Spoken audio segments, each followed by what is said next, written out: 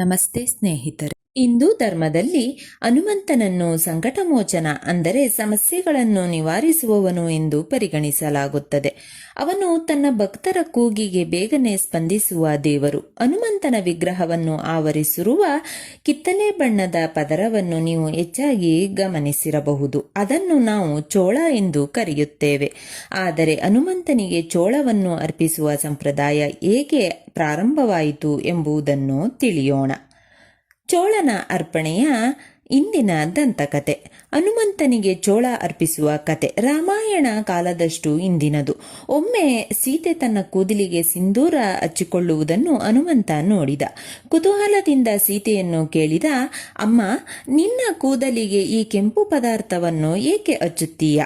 ತಾಯಿ ಸೀತಾ ಮುಗುಳ್ನಗುತ್ತಾ, ಮಗನೇ, ಇದು ಸಿಂಧೂರ. ಇದನ್ನು ಹಚ್ಚುವುದರಿಂದ ನನ್ನ ಪ್ರಭು ಶ್ರೀರಾಮನು ದೀರ್ಘಾಯುಷ್ಯವನ್ನು ಹೊಂದುತ್ತಾನೆ ಮತ್ತು ಅವನ ಆರೋಗ್ಯವು ಯಾವಾಗಲೂ ಉತ್ತಮವಾಗಿರುತ್ತದೆ ಎಂದು ಉತ್ತರಿಸಿದಳು. ಇದನ್ನು ಕೇಳಿದ ಹನುಮಂತ ಎಂಬ ಕಟ್ಟ ಭಕ್ತ, ಒಂದು ಚಿಟಿಕೆ ಸಿಂಧೂರ ರಾಮನ ಆಯುಷನ್ನು ಹೆಚ್ಚಿಸಬಹುದಾದರೆ ಅದನ್ನು ನನ್ನ ದೇಹದಾದ್ಯಂತ ಏಕೆ ಹಚ್ಚಬಾರದು? ಇದು ನನ್ನ ಮೂರ್ತಿಯನ್ನು ಅಮರವಾಗಿಸುತ್ತದೆ ಎಂದು ಯೋಚಿಸಿದನು. ಅವನು ತನ್ನ ಇಡೀ ದೇಹವನ್ನು ಸಿಂಧೂರದಿಂದ ಲೇಪಿಸಿ ಶ್ರೀರಾಮನ ಆಸ್ಥಾನಕ್ಕೆ ಹೋದನು.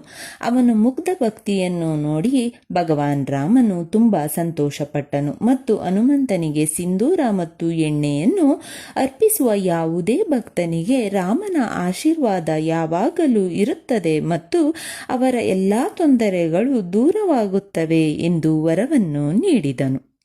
ಶಾಸ್ತ್ರಗಳ ಪ್ರಕಾರ ಮಂಗಳವಾರ ಅಥವಾ ಶನಿವಾರ ಹನುಮಂತನ ಪೂಜೆಗೆ ಅತ್ಯಂತ ಶುಭ ದಿನವೆಂದು ಪರಿಗಣಿಸಲಾಗಿದೆ. ಈ ದಿನಗಳಲ್ಲಿ ಚೋಳ ಅರ್ಪಿಸುವುದರಿಂದ ಹನುಮಂತನು ಬೇಗನೆ ಸಂತೋಷ ಪಡುತ್ತಾನೆ ಮತ್ತು ನಿಮ್ಮ ಜಾತಕದಲ್ಲಿ ಅಶುಭ ಗ್ರಹಗಳ ಪ್ರಭಾವವನ್ನು ಕಡಿಮೆ ಮಾಡುತ್ತಾನೆ. ಚೋಳವನ್ನು ಅರ್ಪಿಸಲು ಕೆಲವು ವಿಶೇಷ ಸಾಮಗ್ರಿಗಳು ಬೇಕಾಗುತ್ತವೆ.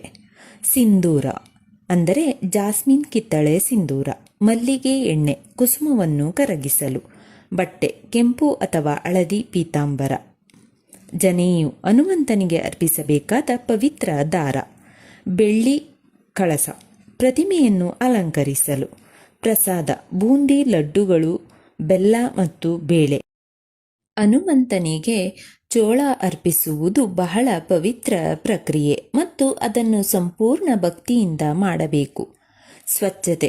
ಭಕ್ತನು ಸ್ನಾನ ಮಾಡಿ ಶುಭ್ರವಾದ ಬಟ್ಟೆಗಳನ್ನು ಧರಿಸಬೇಕು. ನಿಮ್ಮ ಕೈಯಲ್ಲಿ ನೀರನ್ನು ತೆಗೆದುಕೊಂಡು ನಿಮ್ಮ ಆಸೆಯನ್ನು ನೆನಪಿಸಿಕೊಳ್ಳಿ. ಒಂದು ಬಟ್ಟಲಿನಲ್ಲಿ ಮಲ್ಲಿಗೆ ಎಣ್ಣೆ ಮತ್ತು ವರ್ಮಿಲಿಯನ್ ಮಿಶ್ರಣ ಮಾಡಿ ದಪ್ಪ ಪೇಸ್ಟ್ ಮಾಡಿ. ಮೊದಲು ಹನುಮಂತನ ಪಾದಗಳಿಗೆ ಪೇಸ್ಟ್ ಹಚ್ಚಿ ನಂತರ ಕ್ರಮೇಣ ಅದನ್ನು ಅವರ ಇಡೀ ದೇಹದಾದ್ಯಂತ ಹರಡಿ. ಪೇಸ್ಟ್ ಹಚ್ಚುವಾಗ ಓಂ ಹನುಮತೆ ನಮಃ ಅಥವಾ ಹನುಮಾನ್ ಚಾಲಿಸ ಎಂದು ಜಪಿಸಿ. ಇದಾದ ನಂತರ ಅವರಿಗೆ ಪವಿತ್ರ ದಾರ ಮತ್ತು ಬಟ್ಟೆಗಳನ್ನು ಧರಿಸಲು ಬಿಡಿ. ಸಾಧ್ಯವಾದರೆ ಬೆಳ್ಳಿಯ ಕಳಸವನ್ನು ಹಚ್ಚಿ. ಕೊನೆಯದಾಗಿ ಮಲ್ಲಿಗೆ ಎಣ್ಣೆಯ ದೀಪವನ್ನು ಹಚ್ಚಿ ಆರತಿ ಮಾಡಿ ಮತ್ತು ಪ್ರಸಾದವನ್ನು ವಿತರಿಸಿ. ಹನುಮಂತನಿಗೆ ಚೋಳ ಅರ್ಪಿಸುವುದು ಕೇವಲ ಧಾರ್ಮಿಕ ಆಚರಣೆಯಲ್ಲ, ಅದರ ಹಿಂದೆ ಆಳವಾದ ಆಧ್ಯಾತ್ಮಿಕ ಪ್ರಯೋಜನಗಳು ಅಡಗಿವೆ. ಮೊದಲನೆಯದು ಶನಿ ದೋಷದಿಂದ ಮುಕ್ತಿ. ಹನುಮಂತನಿಗೆ ಸೇವೆ ಸಲ್ಲಿಸುವವರಿಗೆ ಶನಿ ದೇವರು ಎಂದಿಗೂ ತೊಂದರೆ ಕೊಡುವುದಿಲ್ಲ ಎಂದು ನಂಬಲಾಗಿದೆ. ಚೋಳ ಅರ್ಪಿಸುವುದರಿಂದ ಶನಿಯ ಸಾಡೆಸಾತಿ ಮತ್ತು ಧ್ಯೇಯ ಪರಿಣಾಮಗಳು ಕಡಿಮೆಯಾಗುತ್ತದೆ. ಎರಡನೆಯದು ಆತ್ಮವಿಶ್ವಾಸ ಹೆಚ್ಚಾಗುತ್ತದೆ. ಭಯ, ಒತ್ತಡ ಅಥವಾ ಆತ್ಮವಿಶ್ವಾಸದ ಕೊರತೆಯನ್ನು ಅನುಭವಿಸುವವರು ಜನರು ಚೋಳವನ್ನು ಅರ್ಪಿಸುವುದರಿಂದ ಅವರಿಗೆ ಮಾನಸಿಕ ಶಕ್ತಿ ಮತ್ತು ಧೈರ್ಯ ಬರುತ್ತದೆ. ಮೂರನೆಯದು ನಕಾರಾತ್ಮಕ ಶಕ್ತಿಯ ನಾಶ. ಇದು ದುಷ್ಟ ಕಣ್ಣು ಮತ್ತು ನಕಾರಾತ್ಮಕ ಶಕ್ತಿಗಳನ್ನು ಮನೆ ಮತ್ತು ಜೀವನದಿಂದ ದೂರವಿಡುತ್ತದೆ. ನಾಲ್ಕನೆಯದು ಸಂತೋಷ ಮತ್ತು ಸಮೃದ್ಧಿ. ಈ ಕೆಲಸವು ಕುಟುಂಬಕ್ಕೆ ಸಂತೋಷ, ಶಾಂತಿ ಮತ್ತು ದೀರ್ಘಾಯುಷ್ಯದ ಆಶೀರ್ವಾದಗಳನ್ನು ತರುತ್ತದೆ. ಹನುಮಂತನಿಗೆ ಚೋಳ ಅಂದರೆ ವಸ್ತ್ರ ಅರ್ಪಿಸುವುದು ನಮ್ಮ ಅಚಲ ಭಕ್ತಿಯನ್ನು ಸಂಕೇತಿಸುತ್ತದೆ. ನಾವು ಅವರಿಗೆ ಸಂಪೂರ್ಣ ಸಮರ್ಪಣೆಯೊಂದಿಗೆ ಸಿಂಧೂರವನ್ನು ಅರ್ಪಿಸಿದಾಗ ನಾವು ನಿಜವಾಗಿಯೂ ನಮ್ಮ ಅಹಂಕಾರವನ್ನು ಶರಣಾಗಿ ಅವರಿಗೆ ಶರಣಾಗುತ್ತೇವೆ. ಓಂ ನಮೋ ಹನುಮತೆ ನಮಃ. ಓಂ ನಮೋ ಹನುಮತೆ ನಮಃ.